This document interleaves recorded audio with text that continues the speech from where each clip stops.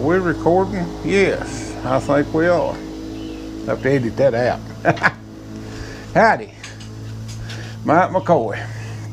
I ain't made a video in a while. I've been kind of busy.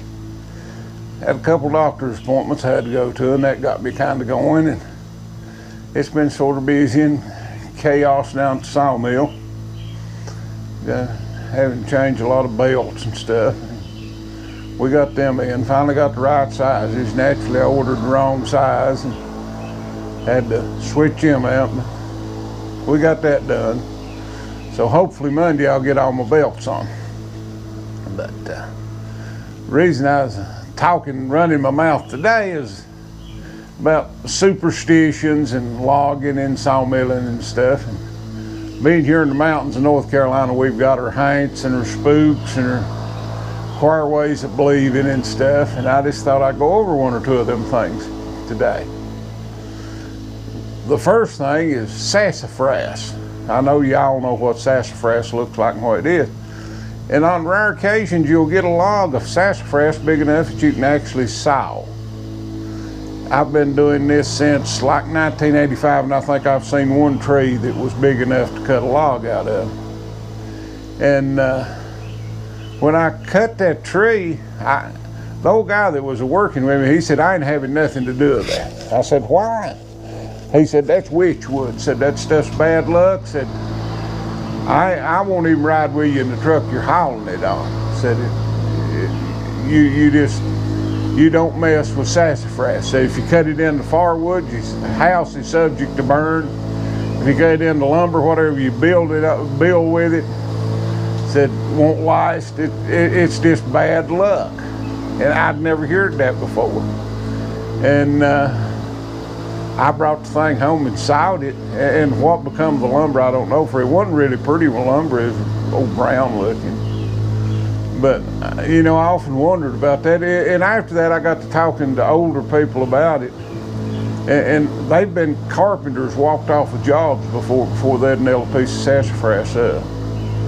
And it's something to do with witchcraft, or I don't know what the connection with sassafras and bad luck was, but there's definitely a connection there. And that you know, I didn't know that. And there was a guy that worked for me years ago, and if we was doing a job and just seemed like everything went wrong, stuff that normally don't go wrong, it goes wrong. He swore up and down and said, there's an Indian graveyard on this property somewhere. Said, you'll never have no luck cutting timber if you're cutting on sacred ground to the Indians. And that's buried in my mind ever since then. I own a place in Madison County, and I own 23 acres, and my stepfather now owns 23 acres that adjoins that. And back in the mid-'80s, I cut the timber on that place. And the upper place, which my mother owned, nothing went right there. I about cut this hand off with a chainsaw. There was a poplar tree. I cut it, and it had an oak, a dead oak that had fell over in it. And normally I will not cut a tree with another tree in it. That's just a recipe for disaster. There've been a lot of people killed by that. But I looked at that thing and looked at it, and the oak that fell over in it was completely rotten. I mean, most of the bark had fell off of it. And the poplar tree was a huge tree, but both of them was leaning hard downhill. And I thought, well, it can't go nowhere but downhill, so I can't see how it bothered me. And just as I cut that poplar off a stump, the top come out of that oak and just about destroyed my arm down through here. It took my watch and just drove it up my hand there and took that muscle and just put it around my wrist. Messed my arm up pretty bad.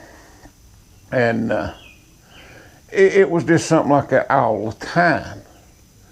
And back like around the turn of the century, somewhere in there, my grandfather was just a boy, and they was cutting some firewood up in there, probably within 100 feet of where that poplar nearly killed me.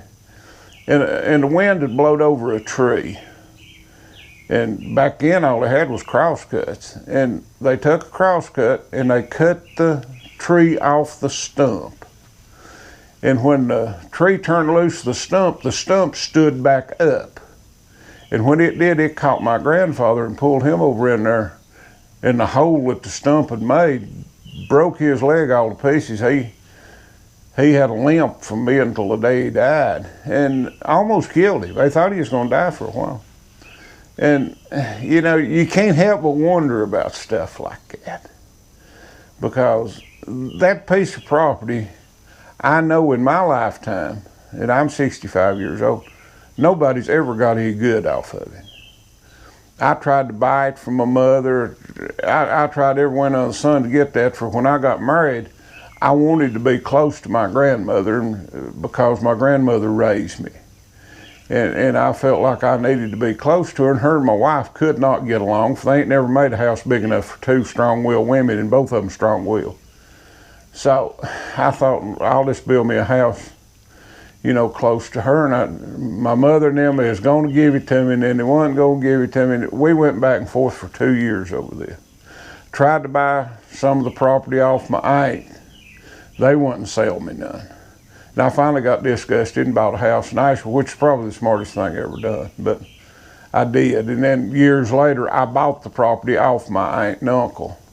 And the way I bought it, they just practically give it to me, but I wound up with it, and I still own it today. And, you know, to me, that land over in there has never benefited nobody. My grandmother and her husband, they farmed, scratched out a living there. I mean, existence. I wouldn't call it a living for years. But, and that property's been in my family since prior to the Civil War. As best I can find out, it was 2 sections, and I reckon a section is 600 acres. And there was 2 sections, and now it's down to less than 100 acres.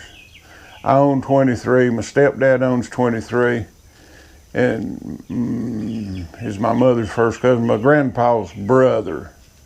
That farm down there, it's still intact. There's about 50 acres in it, and that's it. All the rest of it's been sold off.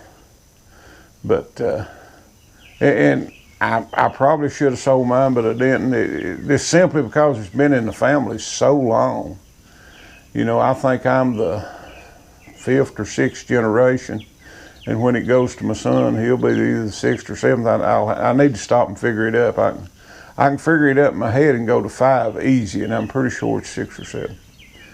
But, you know, you just wonder about stuff like that, about bad luck. And I think the Indian spirit is strong, you know, so they might have been a burial ground on that. For all I know, I don't know why, but, you know, who does? But I know one thing, that piece of ground right there has never been no benefit to nobody, and it just seems like every time anybody's had anything to do with it, they ain't had no good luck. And, but, you know, and there's all kinds of superstitions and stuff like that, so who's to say? Maybe it's just something, the way my mind works, I don't know. But I know I wouldn't I ain't able to cut the timber right again. It's ready to cut again. I won't even sell it. I'll let it sit there and grow and let somebody else fool with it. I'm not interested in it. And the house, it's a nice house, and me and my wife talked about moving over there, and she hates it over there, and I don't really like it either, so we'll just stay here in a old double wide. It ain't hardly as nice as the house over there, but both of them's paid for, so we could live in either one of them if we wanted to.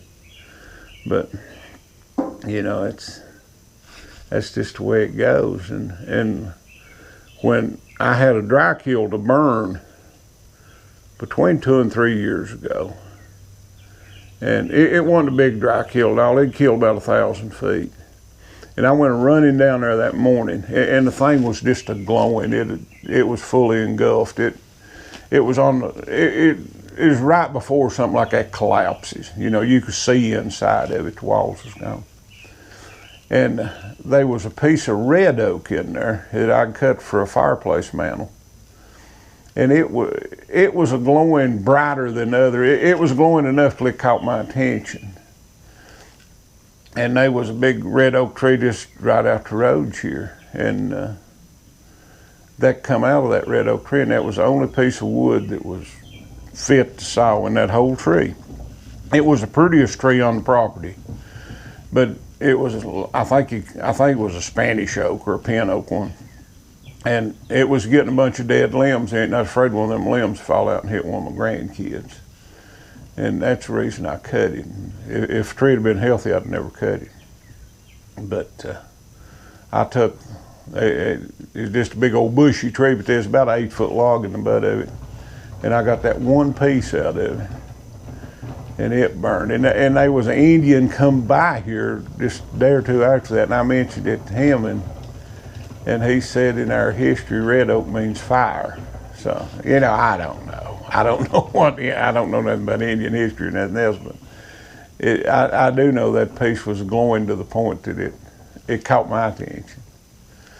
But there's a couple superstitions or whatever, you know. And like down at the mill, I've always heard if you put a new set of saw bits in and you hit metal, like a nail or a piece of tramp iron or something, before you sharpen it the first time, you'll hit it again before they're wore out. And that pretty much bears true. I don't know why, but if you put a new set of bits in, you bang them up right off the bat, it seems like you never have no good luck with them.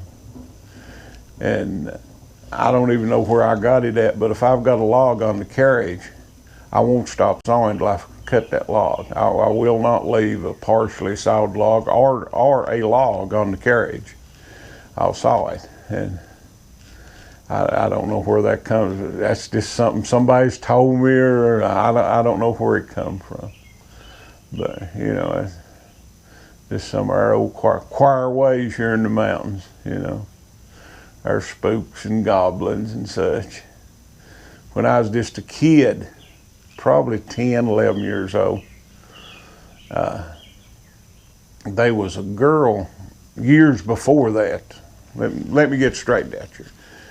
Years before I was born, there was a brother and a sister fell in Big Laurel Creek and drowned. Both of them was young, teenagers probably. Yeah, they was both teenagers, I'm sure. And the girl, they found her at a bridge just right out from my house, and the boy, they found him about a half mile on down the road. And naturally, there was a spook there at that bridge, you know, because of that girl there, you know. Well, a bunch of us boys were gonna go camping one night, and we got scared or whatever. We decided not to. So here I had to walk home alone. And just before I got to that bridge, I heard something going down that creek. This tinka, tinka, tinka, tinka, scared the snot out of me. And I run just as hard as I could to the house. And when I got to the house, I didn't stop at the door. I just tucked the door plumb into the kitchen cabinet. For his old 3-room shack, I mean, the door's barely on there. My grandmother got up and all commotion, "What are you doing?" And I put the door back and got everything fixed. But that scared the hound out of me. I just know that spook was gonna get me. But, you know, they ain't no spook there. It just, as a beer can or some kind of can floating down the creek, it made the noise. I figured it out later. But for just a young man, it sure put the fear in me. And I got these. Logger Wade said he is wanting some of these things, and I'm gonna send them to him or take them to him or something or other. I hope to get up that way sometime this summer. And I could tell when I told him I had them and he could have them, you know. It was like, well, I don't want to bum your pliers. I'd say Logger Wade was still shitting yeller when last time I used these wearing diapers, because it was, God, a long time ago. I used to run a garage years ago. It was a small garage at home, but and I built a few transmissions. And if you work on transmission, you just about have to have these. And I think the last transmission I built was like 1981 or something. So I'd say there's a pretty good chance I'll never use these again. But now it seemed like it had a spring down here. There's 2 holes in them right there, and I think it had a spring that held them open or shut or something or other. I don't remember what, but it's been lost over time. I'm gonna send them to Logger Wade. He needs them. The way he busts transmissions, he might have to have them pretty soon, you know. And they work good. And if I remember right, once you pull these things apart like that and spread that big old ring brain out there, you better watch it. It'll fly out. It seemed like it flew off, hit me in the hand right there one time. But yeah, M's going to Logger Wade. And I told him, I said, well, if you just insist on paying me for them, I'll take 50 cents.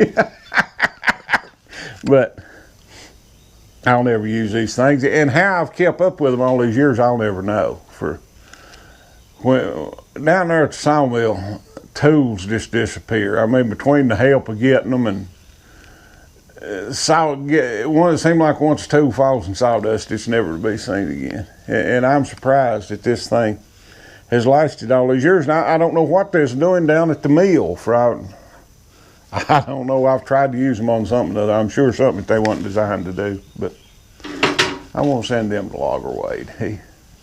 He needs them. And maybe I won't be as late putting out a video next time, but I ain't promising nothing. It's summer and we got a lot of going on and making plans and for vacation and stuff like that. It's all good. Talk to you later.